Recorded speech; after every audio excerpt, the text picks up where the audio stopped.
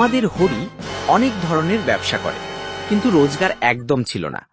তার কারণ হলো হরি যেই ব্যবসা করত, সামনের জন্য সেই ব্যবসাই করতে বসে যেত। হে ওপরওয়ালা, আজ আমি কুমড়ো বেচতে বেরিয়েছি, সামনের জন্য যেন কুমড়ো বেচতে না বসে যায়, না হলে আমার রোজগার কি করে হবে। হে ওপরওয়ালা, একটু দয়া করুন, আপনার দয়া ছাড়া তো আমরা কিছুই করতে পারবো না। আরে আসুন আসুন, কুমড়ো নিয়ে যান, খুব মিষ্টি কুমড়ো। এমন কুমড়ো আপনি কখনো দেখেননি। আপনি তাড়াতাড়ি নিয়ে যান, এই কুমড়ো খেলে আপনি আমাকে সারা জীবন মনে রাখবেন। ভাইয়া, আমাকে 1 কিলো কুমড়ো দিয়ে দেবেন, কিন্তু ভালো দেখে দেবেন। কুমড়ো নিয়ে যান, কুমড়ো নিয়ে যান, আমি নিজে বাড়িতে ফলিয়েছি, তাড়াতাড়ি কুমড়ো নিয়ে যান। হরি যেমন করে ডাকতে থাকে, অনেক লোক তার কাছে কুমড়ো কিনতে আসতে শুরু করে, কিন্তু হরির কপালে সুখ ছিল না। এক ঝুড়ি কুমড়ো ভরে তার প্রতিযোগী বাজারে এসে যায়। আরে আসুন আসুন আসুন, চাচি মাসি আসুন, আমার দোকানের কুমড়ো খান। আপনার মুখে হাসি এসে যাবে, এমন সবজি বাড়িতে তৈরি হবে।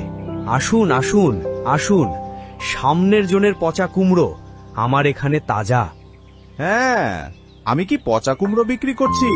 একদম ভুল কথা বলবেন না, আমি বলে দিচ্ছি কিন্তু। হিংসা করো না বন্ধু, ব্যবসা করো, তোমারও বিক্রি হবে। হ্যাঁ, আরে আসুন দিদি, আসুন মাসি, আসুন চাচি। দেখতে দেখতে হরির দোকানের সব খদ্দের সামনের দোকানে পৌঁছে যায়। আরে এটা কি হলো? আজ তো তুমি একটাও কুমড়ো বিক্রি করনি। কি করব ভাগ্যবতী, আমিও কুমড়ো বেচছিলাম, আর সামনের জনও কুমড়ো বেচছিল। আমার সব খদ্দের ওর কাছে চলে গেল, আমার একটাও কুমড়ো বিক্রি হলো না। আমি কি করব ভাগ্যবতী, ওই কুমড়োওয়ালা শুধু আমাকে হিংসে করে। শোনো, তুমি একটা কাজ করো, বুঝেছো? কাল থেকে বাজারে মাছ নিয়ে বসবে, দেখবে তোমার ব্যবসা খুব ভালো হবে। ঠিক আছে, যদি তুমি বলছো তো তোমার কথায় কাল থেকে আমি মাছ বিক্রি করব। দেখি কাল কি হয়। আরে নিয়ে যান নিয়ে যান, রুই মাছ নিয়ে যান, 200 টাকা কিলো, শুধু 200 টাকা কিলো। আমি ইলিশ নিয়ে এসেছি, ইলিশ 500 টাকা কিলো ইলিশ। আসুন আসুন, সবার জন্য নিয়ে যান, নিয়ে যান। ভাইয়া দিন দিন, আমাকে 1 কিলো মাছ দিয়ে দিন ভাইয়া। হ্যাঁ দিয়ে দিন, তাড়াতাড়ি দেবেন। আচ্ছা, তো হরি 500 টাকা ইলিশ মাছ বেচছে, কোনো ব্যাপার না, আমি 450 টাকা ইলিশ মাছ বেচবো। 450, হ্যাঁ নিয়ে যান নিয়ে যান, 450 টাকায়। আরে 450তে ইলিশ এত সস্তায় বেচছে, চলো এর কাছ থেকেই নিয়ে নি, চলো ওদিকেই যাই। আরে ও ভাইয়া, আরে ও ভাইয়া, আপনি কেন যাচ্ছেন? আরে দাঁড়ান তো, এখানে দেখুন কত ভালো মাছ বেচছি। আমার কাছে এসেছিলেন আর মাছ না নিয়ে চলে যাচ্ছেন, এমন কেন করছেন? ভাই, আমি তোর কি ক্ষতি করেছি যে তুই প্রত্যেকবার আমার ব্যবসা ভন্ডুল করে দিস? আমি যাই বেচি তুইও তাই বেচতে শুরু করিস। আরে এই পাগলের কথায় আমি কান দিই না, আপনারাও দেবেন না। কি বললি? আমি পাগল? আমি পাগল? আজকের পর থেকে আমি এখানে ব্যবসাই করব না, তারপর দেখব তুই আমাকে কিভাবে জ্বালাতন করিস। আমার নকলও করতে পারবি না, আর আমার ব্যবসাও ছিনিয়ে নিতে পারবি না। জানো, আজকেও আমার ব্যবসা ভন্ডুল করে দিয়েছে। আজকেও ও মাছ বেচতে শুরু করলো, তো সব খদ্দের ওর কাছে চলে গেল, আর আমাকে পাগলও বলল। কি বললো?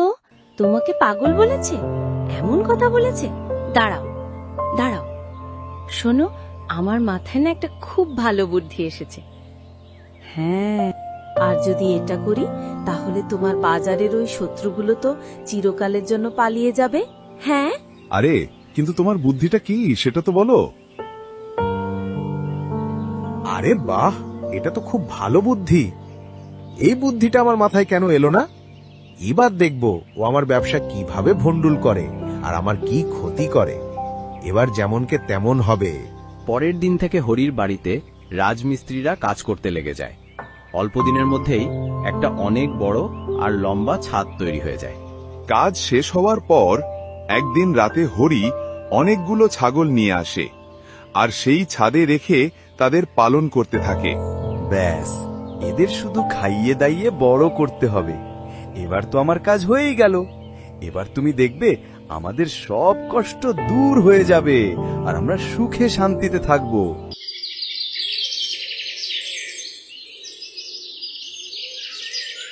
ওহো, কালকেও হরি বাজারে কিছু বেচতে বসেনি। আমার মনে তো একটা অদ্ভুত অস্থিরতা হচ্ছে। আচ্ছা, হরি ভাই নতুন কোনো ব্যবসা শুরু করেনি তো? হ্যাঁ, ঠিক বলছো, ঠিক বলছো। এখন কি ব্যবসা শুরু করেছে এটা আমাদের জানতেই হবে। তুমি ওর বাড়ি যাও আর ওর স্ত্রীর সাথে ভালো করে মেলামেশা করে খোঁজ নাও যে ও এমন কি ব্যবসা করছে। হ্যাঁ, বুঝেছো? আচ্ছা, ঠিক আছে, ঠিক আছে। ভাবি, কেমন আছো? অনেক দিন হয়ে গেল আমরা দেখা করিনি। আর কিছু না, নিজের কাজে ব্যস্ত ছিলাম। আর কিছু না, আপনি বলুন। ভাবি, আপনারা কি ওই ছাদের ওপর বাড়ি বানিয়েছেন?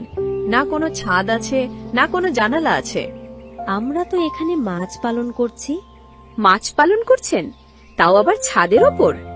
হ্যাঁ হ্যাঁ, আমরা তো এখানে মাছের জন্য অনেক পানি জমিয়েছি, আর ওখানে আমার স্বামী পাম্প দিয়ে পানি নিয়ে মাছ ছেড়ে দিয়েছেন। অনেক রকমের প্রচুর মাছ আছে এখানে। এই সব মাছ আমার স্বামী বাজারে বিক্রি করবেন। আরে সাবাস, ভাইয়ের তো বেশ বুদ্ধি, ছাদের ওপর মাছ পালন করছে। এ কি ভাবি, আমার তো ছাগলের আওয়াজ শোনা যাচ্ছে। আর এই আশেপাশে হয়তো কোনো ছাগল ঘুরছে, সেই জন্যে। সেরকমই কিছু হবে হয়তো। মাছ পালন করছে, এটা তো খুব অদ্ভুত ব্যাপার।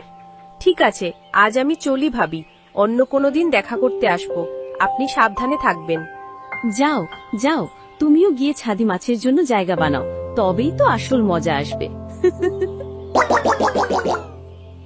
আচ্ছা, তো এই ব্যাপার। তাই হরি এখন বাজারে কিছু বেচতে আসছে না। ও কি ভাবছে এইভাবে ছাদে মাছ পালন করলেও বড়লোক হয়ে যাবে?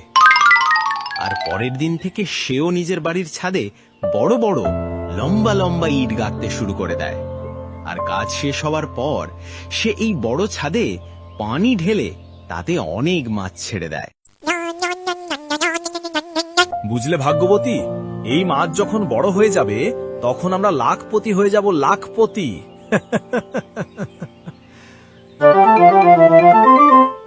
দেখলে ভাগ্যবতী, আমাদের উপায় কাজে লেগে গেছে। ও নিজের ছাদে মাছ পালন শুরু করে দিয়েছে। এবার তুমি দেখবে ওর সাথে কি হয়। আমাদের শুধু ঠিক সময়ের অপেক্ষা করতে হবে।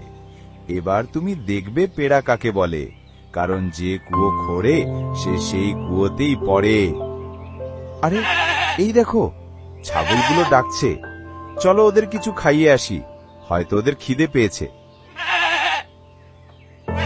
দেখলে, যখন থেকে আমরা মাছের জন্য উপরে ট্যাঙ্ক বানিয়েছি, আমাদের দেওয়াল তো ভিজতে শুরু করেছে।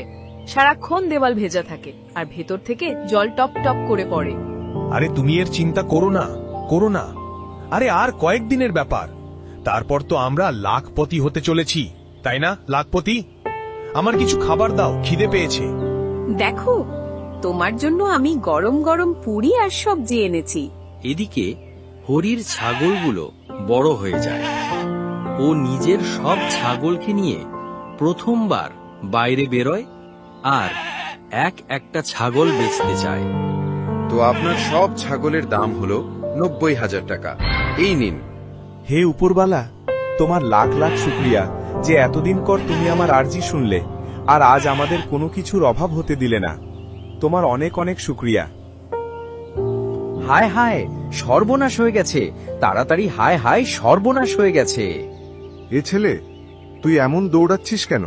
কি সর্বনাশ হয়েছে বল, বল। আগে শ্বাস নে, তারপর বল। ওই যে যিনি ছাদে মাছ পালছিলেন, ওনার পুরো বাড়িতে পানি আর পানি হয়ে গেছে। ওনার পুরো বাড়িটা ভেঙে গেছে। তাই আমি সবাইকে ডাকতে যাচ্ছি। আমি কি করব ভাগ্যবতী? তোমার সব কথা শুনে আমি নিজের ছাদে মাছ পালন শুরু করে দিয়েছিলাম। আমাদের সব টাকাও চলে গেল, আর আমরা এখন কিভাবে বাঁচবো?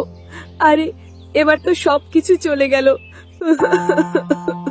সেই জন্যেই বলে, যখন ওপরওয়ালা দেন তখন ছাদ ফাটিয়ে দেন। আর এখানে তো তোমার ছাদই ফাটিয়ে দিয়েছেন। সেটা অভিশাপ হোক বা আশীর্বাদ, সারা জীবন আমার নকল করে করে তুমি ব্যবসা করতে, তাই না? এবার নিজের কাজের শাস্তি নিজে ভোগ করো, কাউকে হিংসা করতে নেই। আর এসব আমার স্ত্রীর করা। এবার তুমি পুরো খেলাটা বুঝতে পারলে? হ্যাঁ হ্যাঁ ভাই, আমি ছাগলই পুষেছিলাম।